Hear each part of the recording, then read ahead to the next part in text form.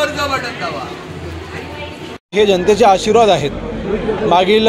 5 वर्षापूर्वी जेव्हा विधानसभेची निवडणूक झाली होती त्यावेळेला तिन्ही शहरामधून मला लीड मिळू शकलं नव्हतं, परंतु आज महायुतीचे सर्व कार्यकर्ते ज्या मेहनतीने काम करतायत, महायुतीच्या मजबूतीने आज काम करते आणि दापोली, खेड, मंडणगड तिन्ही शहरामध्ये तिन्ही शहरं मिळून आपण जवळपास 200 ते 225 कोटीपेक्षाही जास्त निधी आपण शहरामध्ये आणलेला आहे। विकास कामं होत आहेत आणि जनतेला विकास कामं अपेक्षित आहेत आणि म्हणून मला विश्वास आहे की आज रॅलीच्या निमित्ताने आज खेड शहराची रॅली झाली, आज मंडणगड शहराची रॅली झाली, मला वाटतं दापोली शहरामध्ये देखील रॅलीचं नियोजन अंतिम टप्प्यामध्ये आता होतं, परंतु ह्या सगळ्या रॅलीमध्ये जो जनतेचा प्रतिसाद मिळालेला आहे, आम्ही शेवटी फिरत असताना शहरामध्ये फिरत असताना जनतेचा हावभावच इथं उत्तर देऊन जातं आणि म्हणून मला वाटतं हेच भरघोस आशीर्वाद आम्हाला अपेक्षित होते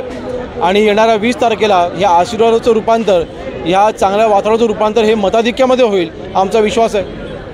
आज दापोली मतदारसंघामध्ये आपण महायुतीच्या माध्यमातून विकास कामं केलेली आहेत आणि पुढच्या 5 वर्षामध्ये देखील आपल्याला विकास कामांवरती जोर द्यायचा आहे। शेवटी उमेदवारामध्ये तुलना हे प्रत्येक मतदार करत असतात, त्यांना मी एवढंच सांगेन की एका बाजूला महायुतीच्या माध्यमातून विकास कामं होत आहेत आणि दुसऱ्या बाजूला महाविकास आघाडीच्या माध्यमातून गावात भांडणं लावली जात आहेत, तर भांडणं लावणाऱ्याला आमदार करायचं की विकास करणाऱ्याला आमदार करायचं हा निर्णय तुमच्या दारामध्ये येणाऱ्या 21 तारखेला आहे आणि माझा विश्वास आहे की जनता ही विकास कामांसोबतच राहील आणि आपण सर्व मतदार म्हणून येणाऱ्या 20 तारखेला धनुष्यबाणासमोरचं बटन दाबून आपलं येणाऱ्या 5 वर्षाच्या कालावधीसाठीच्या विकास कामामध्ये आपला हातभार लावा, एवढीच फक्त विनंती करेन। धन्यवाद।